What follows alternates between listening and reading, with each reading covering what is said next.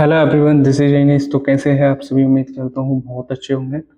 ठीक है, तो दोस्तों आज मैं बात करने वाला हूँ SSC GD with health candidates के रिगार्डिंग। और आज के वीडियो में हम समझेंगे सीपी पोर्टल पर किस तरीके से शिकायत दर्ज करें और जो 2 बार वेरिफिकेशन का जो मामला है वो क्या है, उसकी सच्चाई क्या है, पूरी कंप्लीट तरीके से ऑथेंटिक डेटा के साथ में आपको जानकारी प्रोवाइड कराऊंगा। तो वीडियो को एंड तक जरूर वॉच करें दोस्तों। ठीक है, और एक काम जरूर करते हैं ना दोस्तों, चैनल को सब्सक्राइब जरूर कर लेना। जितने भी स्टूडेंट या जितने भी कैंडिडेट इस वीडियो को देखे वो सारे के सारे सब्सक्राइब कर लेना। ठीक है, हमें हमारा टारगेट है 1K होने का। देखो दोस्तों, मैं आपके लिए बहुत कुछ करने का प्रयास करता हूँ, बस आपको एक सब्सक्राइब ही तो करना है। बस वीडियो को वॉच करने के बाद में आपको सब्सक्राइब कर लेना है। ठीक है, लाइक कर देना है और शेयर कर देना है। ठीक है, तो देखो दोस्तों, शॉर्टली हम समझ लेते हैं कि जो सीपी ग्राम पोर्टल है उस पे आपको किस तरीके से शिकायत दर्ज करना है। उसके बाद में हम इसका फॉर्मेट समझेंगे, कौन से फॉर्मेट के अंदर आपको जो है अपने डाउट्स पूछना है। ठीक है,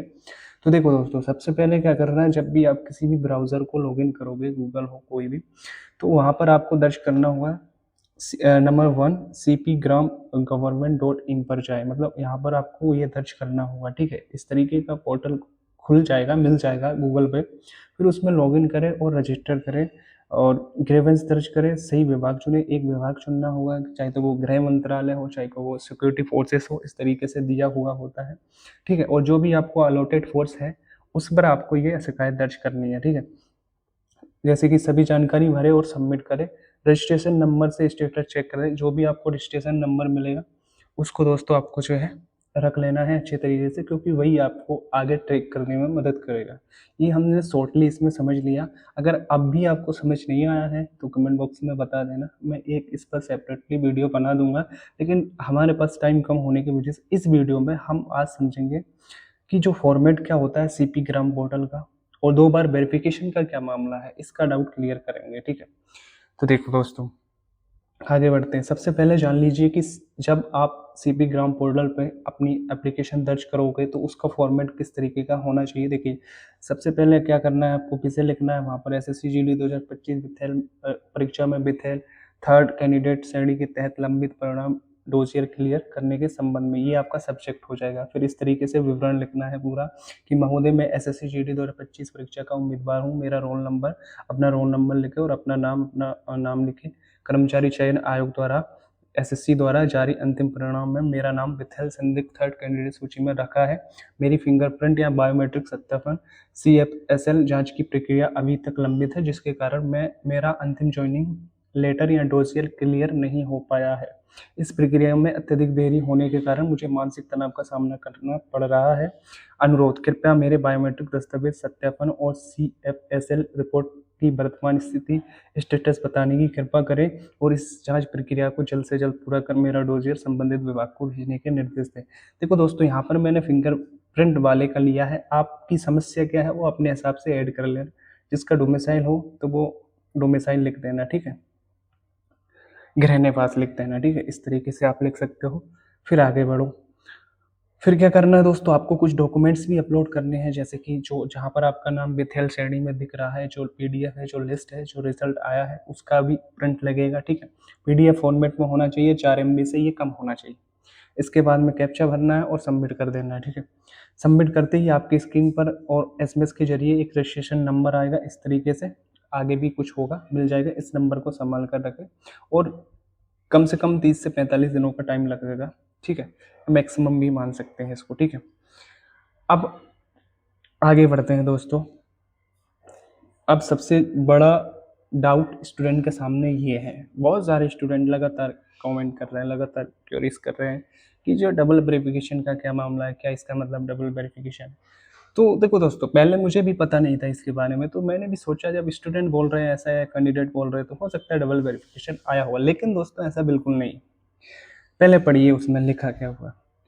उपरोक्त विषय में आपको सूचित किया जाता है कि आरक्षक जीडी भर्ती 2025 की भर्ती प्रक्रिया के दौरान आपके द्वारा प्रस्तुत किए गए दस्तावेजों में विविधता पाए जाने के कारण आपका प्रकरण प्रकरण संदिग्ध पाया, परंतु उक्त भर्ती में आपकी उम्मीदवारी समाप्त नहीं की गई है और आपको संदिग्ध उम्मीदवार घोषित किया गया है। इसलिए कर्मचारी चयन आयोग के द्वारा आपका अंतिम परिणाम रोका गया है और आपका प्रकरण सत्यापन के लिए कार्यालय को भेजा गया है। ठीक है। आपके द्वारा प्रस्तुत स्थायी निवास प्रमाण पत्र के सत्यापन के संबंध में इस कार्यालय द्वारा संबंधित जिला प्राधिकारी को पत्र प्रेषित कर आवश्यक अभिलेखों का पुनः सत्यापन कर सत्यापन रिपोर्ट शीघ्र उपलब्ध कराने हेतु अनुरोध किया गया है।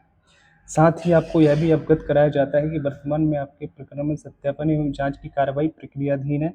संबंधित जिला अधिकारी द्वारा प्राप्त सत्यापन रिपोर्ट के आधार पर इस कार्यालय द्वारा आपका प्रकरण अविलंब के ओसुक द्वारा बनाए गए चैनल के माध्यम से कर्मचारी चयन आयोग को आवश्यक कार्रवाई हेतु भेज दिया जाएगा।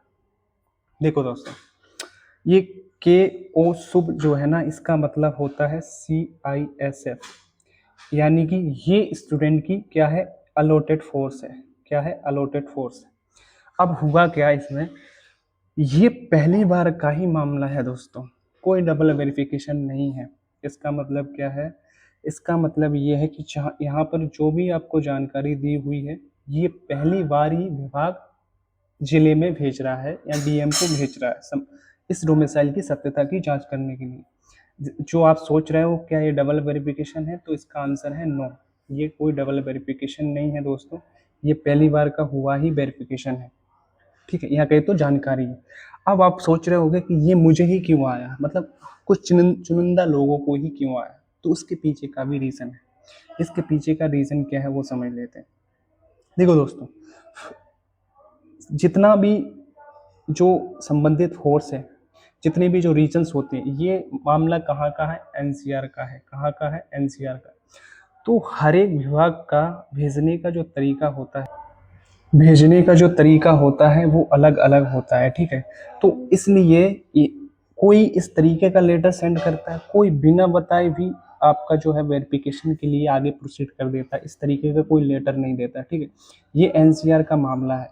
ठीक है, तो इसलिए यहाँ पर स्पष्ट उन्होंने बता दिया है, जो भी आपने डॉक्यूमेंट दर्ज किए थे भर्ती के समय या मेडिकल के टाइम पे, या जो भी DME PhD PAT होता है उसके टाइम पे जो भी आपने जो डॉक्यूमेंट दर्ज किए थे, यानी कि जो डोमिसाइल दिया था, उसमें विभिन्नता थी, या कहीं तो उसमें एक तरीके से कहे तो अंतर था दोनों में। ठीक है, तो इस वजह से डॉक्यूमेंट में अंतर पाने की वजह से आपको विथहेल्ड की श्रेणी में रखा गया है। टाइम में रखा गया है, विथहेल्ड की श्रेणी में रखा गया है। ठीक है, इसलिए दोस्तों जो है आपका वेरिफिकेशन के लिए आपके जिले को भेजा गया है CISF के द्वारा। किसके द्वारा? CISF के द्वारा। एक और डाउट था सभी का, सबसे बड़ा, वो आज क्लियर कर देता हूँ। देखो दोस्तों, अगर आपके पास में इस तरीके का कोई लेटर आता है तो वो एक तरीके से कहे तो स्पेसिफिक क्षेत्र या रीजन के लिए आता है। कोई क्षेत्र आपको इस तरह से इंफॉर्मेशन देता है, कोई नहीं देता है। इसका मतलब ये पहली बार का ही है, इसको डबल वेरिफिकेशन मत मानो।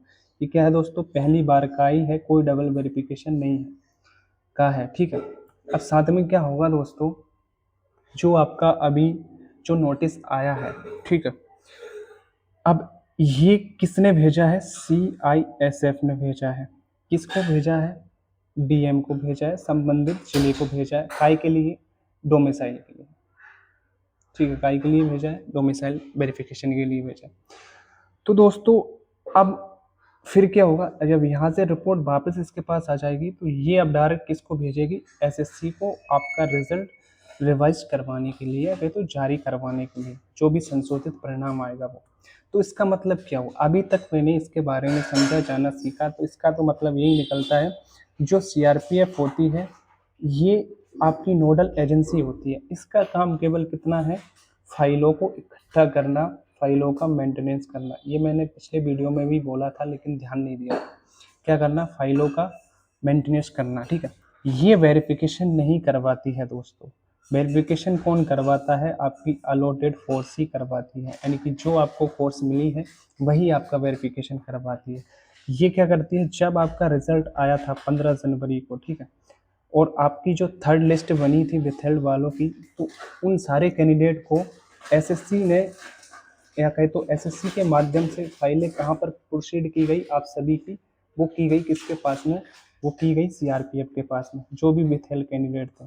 फिर CRPF क्या करती है? CRPF करती है सभी फाइलों को इकट्ठा करके जो आपकी अलॉटेड फोर्स है वो है उसको सेंड कर देती है। किसको कर देती है? जो आपकी अलॉटेड फोर्स होती है उसको सेंड कर देती है, ठीक है।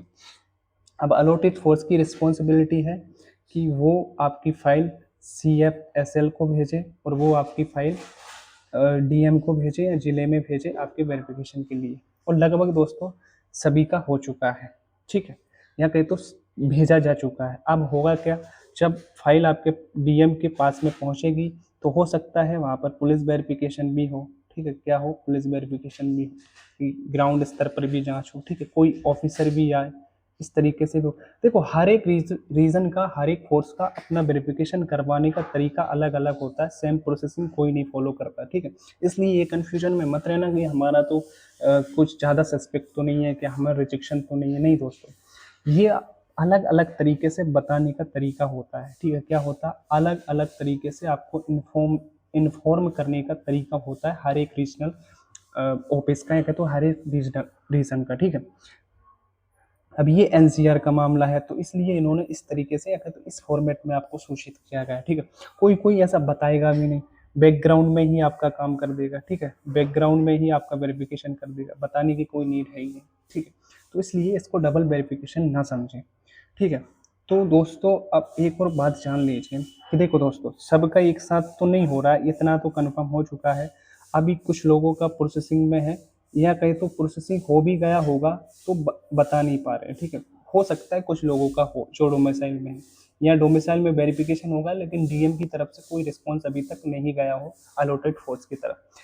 अब कुछ लोगों का जा चुका है, बहुत सारे स्टूडेंटों का जा चुका है, यानी कि DM से वेरिफिकेशन होकर आपकी अलॉटेड फोर्स के पास में पहुंच चुका है। अब अलॉटेड फोर्स क्या करेगी? आपकी जो फाइल है वो SSC को प्रोसीड करेगी। किसको करेगी? SSC को। और बहुत सारी अलॉटेड फोर्स ने SSC को प्रोसीड भी कर दिया गया, ये सब मेंशन किया हुआ है, आप देख भी सकते हो, ठीक है।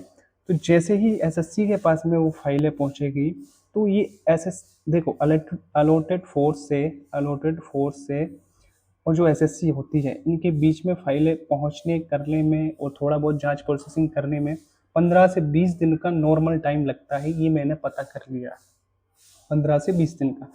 और जिनका भी डोमिसाइल में हो गया है, ठीक है, जिनका भी डोमिसाइल में कंफर्म हो गया है उनका इतना टाइम लगेगा दोस्तों, इतने टाइम के अंदर चीज़ें हो जानी चाहिए।